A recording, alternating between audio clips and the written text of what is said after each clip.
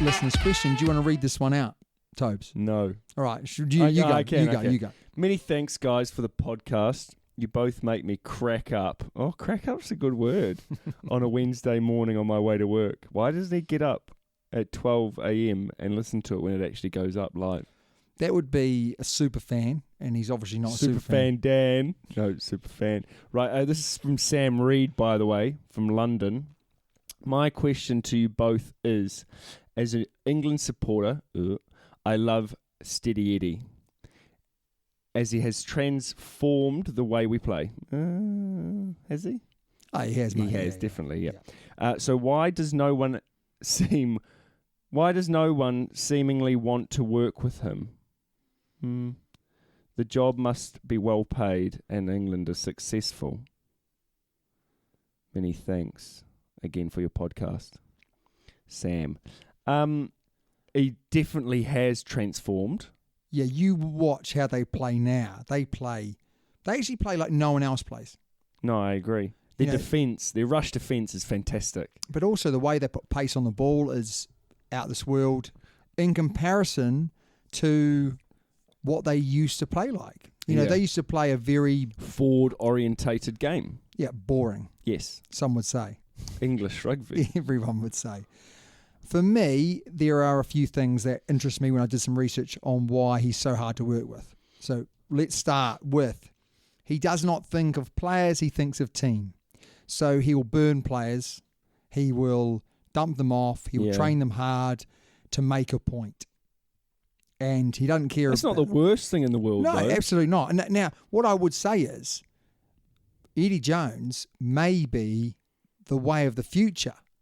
He just is a bit early in almost some like of his a things. sevens coach where he thrashes his team to make them... But so Dylan Hartley, ex-England captain, he would train him so hard because he wanted the captain to be training harder than any of the players. Yeah. So the players could say, I can't afford to have a day off because if the captain's doing it, then I need to be doing it. But he absolutely ruined him. Like, he ruined him. Well, he's not in the team now. Well, he's not in the team, but he also potentially I'm not saying he was injured from it, but he talks about it and he was in pieces. You know, he trained him to an inch of his life type thing. Right. So he will do that, and it's all about the team. It's not about the individual. So if you're on 99 caps, I know that Ben Youngs, you know, he'll get there. Maybe he learnt from, but Dylan Hartley was left out on, I think, on 98 caps. Really? So whereas some teams would actually, you know, make sure that happened. Yeah. He's like, nah, no way. His planning is on a different level, and he hates to get things wrong, and he hates it when others get things wrong. So if you're a coach and your planning isn't up to it, he's not best pleased. So there's only one coach apparently that he's worked with for any length of time, and that's Steve Borthwick. Who's that? He is the forwards coach for England. Oh, right. Ex-England lock or something like that, yeah? Okay. And apparently he has the same work ethic as Steady Eddie, but very, very... Everything down to a T, dots his I's. Crosses his T's, hardly sleeps. Yeah. Eddie Jones will be up at 3 o'clock in the morning watching match footage, and he'll be texting his players saying things like, you look a bit fat. No. Yeah. No. Yeah. Or, you're looking slow today. You know, so he's basically doing that would suck as a player. Yeah, wouldn't it? But, you know, when you're a player, you get these texts and you think, we've got the hardest working coach. Yeah. Coaching us. Next up, he works harder than everyone else. We've just said that. Yeah. He hardly sleeps. He's full-time rugby on it. It's not the normal way England rugby works. No. So a little story is that they were at training, and it was and this is going to really surprise you, I think. They were at training and it was really, really wet and muddy. And when they did sort of semi-opposed work, and he said, you know, tackle, the players wouldn't go down on the ground. They'd put the ball between their legs. And Eddie Jones went bananas and said, we wouldn't do that in a game. And I found that really interesting because the players, this is international rugby players, didn't want to go and hit the ground and get wet and muddy. So that I just found that bizarre. Yeah. the standards there. I mean, that's stuff that you do with your high school rugby team. Yeah.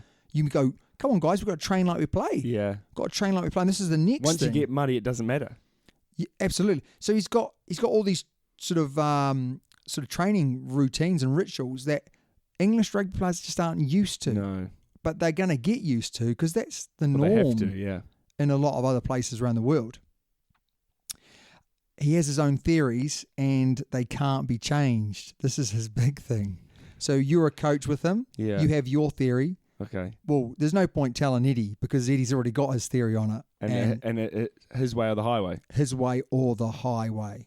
And, a lot of them take the highway because they can't deal with it. He does not care what you think. He cares about results. So you might say, oh, you're going too hard on the player. And he'll go, well, I'm winning on Saturday. He'll say, you're the jiu-jitsu training we're doing where everyone's getting broken arms and legs, maybe not a good idea. But we're winning. He goes out of his way to prove a point. So we just saw that. He literally picked players and he'll pick them and play them until they prove his point and then he'll bin them off. So Jamie Joseph on the wing, he played him on the wing. And he played him on the wing for like 2 games and he said, and he had a good game. And he was like, he came into press conference straight afterwards and he was like, what did you think? Who do you think play well? And they said, Jamie Joseph. He said, I told you he could play on the wing. You lot said that he couldn't play on the wing. Yeah. And then he didn't pick him next match.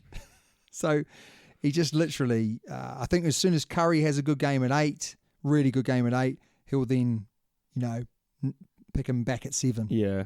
So he just goes out of his way to prove a point. And he's done it for years and years. Plays mind games with everyone, including the press and his players. Definitely the press. So the best story... Man of few words, isn't he? Oh, yeah. He's kind of love-hate relationship with the press now. He used to love them and he used to enjoy it. Yeah. And now he hates it. English press are something... They're a bit different, aren't they? They are a bit different, yeah. But one great story is, and I'm not sure which player it was, but it was their birthday. So he went up to them. I think it might have been Danny Kerr, but I might be wrong. So it was, in fact, I probably am wrong about this one. But let's just say it's Danny Kerr. So this is his birthday, and he went up to him and he said, "Oh, by the way, don't you be thinking you can go out and have some drinks. It's I know it's your birthday, but we're not drinking." So anyway, the players all after training go to the bar, and they're all there, and they're all go, "Oh, we're going to buy you a beer." And he's like, "Oh, no, I don't want to drink." So at this point, Eddie turns around to him and says, "Go on, have a beer. You can't not have a beer. It's your birthday. It's your birthday. All these guys want to buy you a drink." So he's like, "What the hell? What do I do? What do I do here? He said not to drink and now he's telling me to drink. What do I do?" So he has his beer and that's it. But this is kind of the mind games that he plays, So really interesting. But is he got an ego or has he got experience? I would love to meet him, love to talk to him, love to coach with him. I'm not so sure. I mean, he'd be fantastic. I'd love to go out for a drink and have a dinner with him, but I'm not sure I'd want to coach with him. It'd be just the most enlightening experience ever. I'd like to be his right-hand man, but I wouldn't like to coach with him. I'd just like to be there, listening in, watching what he does. Cone holder. Yes. You'd be a good cone holder, eh? I'd be a bloody good cone holder. How much do you reckon a cone holder gets for the England rugby team? A hell of a lot more than I get here, mate. I'll tell you that much for free. Anyway, so that's why we think Eddie Jones is not the most popular person to coach with. And he still hasn't found an attack coach. Has he not? No. Not that I'm aware of anyway. Which is absolutely amazing. The next one here, mate. Leeds. Yeah, so David Tapping from Leeds. Hi, guys. At the start of the season, you spoke about who you thought would win each conference, but you did not predict who would make the semi-finals and final.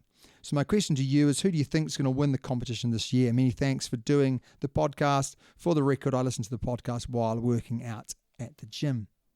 I think that's going back till last year where we asked for them to tell us how they listened to the podcast. Yeah. So working out in the gym. Oh, that Toby's got a great workout voice.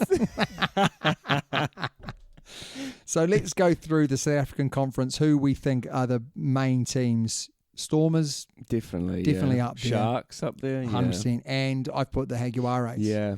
In saying that, I think the Sharks are looking amazing. I think the Jaguares, for me, are second best. And the Stormers just behind that. So if I had to pick two... Stormers have started well. They've got a lot of away games coming up. Yes. And that might They've pin played them most back. at home, haven't they? Yeah. So those three are definitely in the mix, yeah? Chiefs for the New Zealand Conference. Crusaders. With their fantastic logo. And who are you going to go for the last spot? The Blues. I'm going for the Blues as well. Yes. So we're going the Blues, Yeah. definitely. Not the Hurricanes. No. Not after seeing them play on the weekend. Gosh, no. Definitely not. And for the Australian Conference, the Brumbies, I think it goes without saying, I'm still sticking with the Reds. Even though they're second bottom. Yes, even though they're second bottom. And the Rebels, I just can't see them going anywhere past the quarters. No chance. No. The Reds are an outside bet. So that you can definitely see the Australian Conference is definitely the weakest. With the Brumbies very good, but... Brumbies are looking good too, aren't they? They're looking very good. Yeah. So who would you say... What about the Sunwolves? No, mate. No, Sunwolves. Remember the first game? How did they win the first game? Did they win the first game? Remember they won the first game against the Waratahs? Oh my gosh. And then they've lost every game since. They were leading the conference. They were, yeah. So who do you think's going to be your semis? 4 best teams in there. Sharks. Yep. Crusaders. Interesting, yeah. Chiefs. And the Brumbies. Okay, I'm going to say the Sharks. I agree with you, the Sharks. I think they're the best team in the competition at the moment, right? Chiefs, definitely. We've got to write this down, don't we? Yeah, we do. I'll make an over. So let's go. I'm going to go Chiefs, yeah? Yeah. Sharks. Okay. Brumbies. Right. I think that's they're the top in their conferences. Yeah, but it doesn't matter. No, I know it does matter. But then you got to say there's one more team to make that semi. And I'm going to say... Are you going to say that? No. I'll say Blues. What? I'm just not that impressed with the Crusaders this year. I know they've won, but they've got some real major issues that they're going to have to solve. And maybe they can solve it. I'm a big fan, as you know. But what I've seen in the Blues... I'd love to see the Blues. Yeah, Blues are great. I mean, don't get me wrong, I hope the Crusaders, and I'm sure that they can. And I think playing at home, they're going to pick up points. But it's going to be tough to go and win it again is... Three-peat. Very, very, very impressive. Yeah, but they can still make the semi and not win it. Yeah, I understand that, but I'm picking who I want. So are you going to go Crusaders? Yeah. So you're going Crusaders. Okay. So that's who we think. Now, who's going to win the whole competition is the next one. Who there is the most, sort of the team that's most likely to win the whole lot?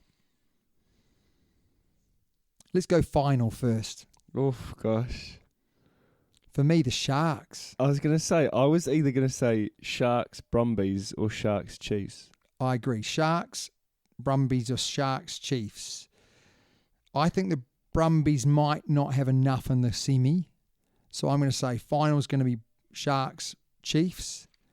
And I'm going to say, I reckon it's anyone's game in the final. If it's in South Africa, I think the Sharks will win. If it's in New Zealand, I think the Chiefs will win. It's that close. Yeah. And both teams have got players that can win games from anywhere as well.